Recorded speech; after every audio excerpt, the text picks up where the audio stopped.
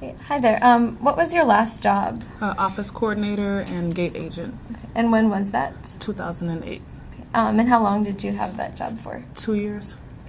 And what happened that you couldn't keep it or moved on? My house went in foreclosure, and the stresses of that caused me to not be able to keep my job. Okay. And where did you go for help after you left? Family, temp agencies, earning cash, and things like that. And how long did you wait until you applied for MFIP or DWP? 2009. Okay. So being with family and stuff and doing side jobs got you between that time. Was MFIP helpful? In some ways it was helpful, in some ways it was not. And what would have made the most difference? What would have made it helpful?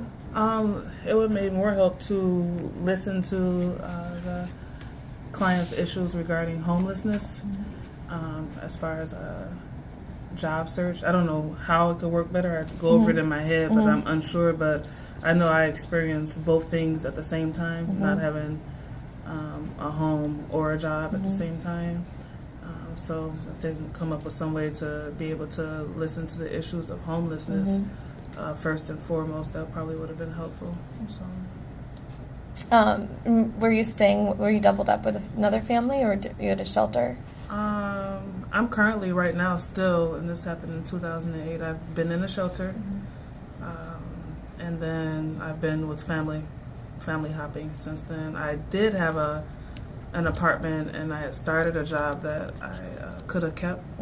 I tried to use emergency assistance, and there were some issues there. I don't know if you want me to elaborate on the problems. Oh, with emergency assistance, they had told me I needed to reapply for MFIP and go through this whole program again, the hired program, because when I went through the hired program the year before, I had issues with asthma. When I was actually in the hospital. I was homeless in the hospital, in ICU actually, and I was trying to get, when I got out of the hospital, I tried to get shelter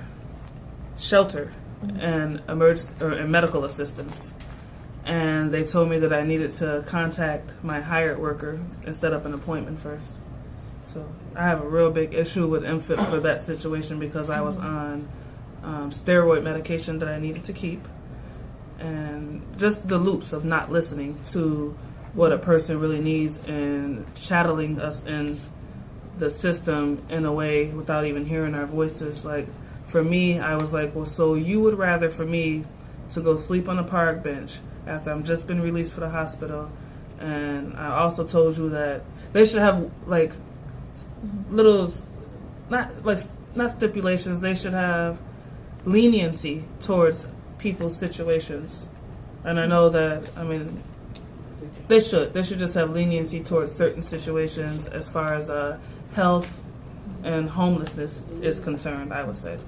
And outside of job search, health and homelessness, they should be more considerate of people's situation, because those are emergency situations. And how could you get a job and keep a job and keep a stable job when you're going through medical issues and issues of homelessness?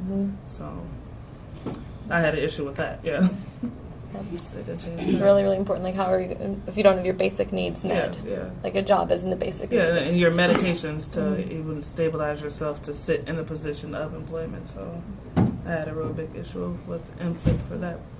And I also, my children are 17 and 18 years old. And I used MFIP, like she was saying, I used MFIP when my children were born for a small amount of time.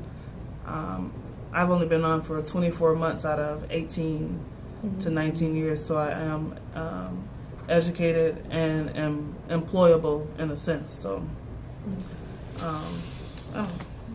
that's all. And did you know that your home was going to be foreclosed, or was it like a landlord? Actually, I did, but I didn't understand. I knew in 2007 that we were getting mail for it. It was getting sent to my house. And I raised my kids in that house. We lived in there for like 7 years.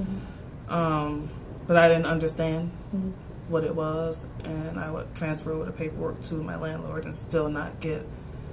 All I got was everything's gonna be all right, or okay, and we ended up in a flash having to move out at a point where I also didn't, and it wasn't like in the media or anything like that. I also didn't understand that I could have stayed there 6 months. So when the people came to my door, took me to court, and told me I had this amount of time to leave, I panicked and left instead of going to legal aid or discovering my options. Right after that, I started learning that other people in the North Minneapolis community were able to hold on to their properties for 6 more months too, or So yeah.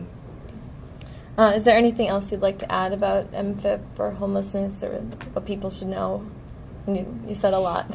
No, I don't have anything else to add. Any more questions? Just 2 follow-up questions. Where did you work? What was the name of the employer? I worked at Northwest Airlines, and I also worked for U.S. Realty, so Okay. a real estate agency. And are you comfortable saying your name on the tape, just so we remember? Karla. Okay. Yeah. Thank you.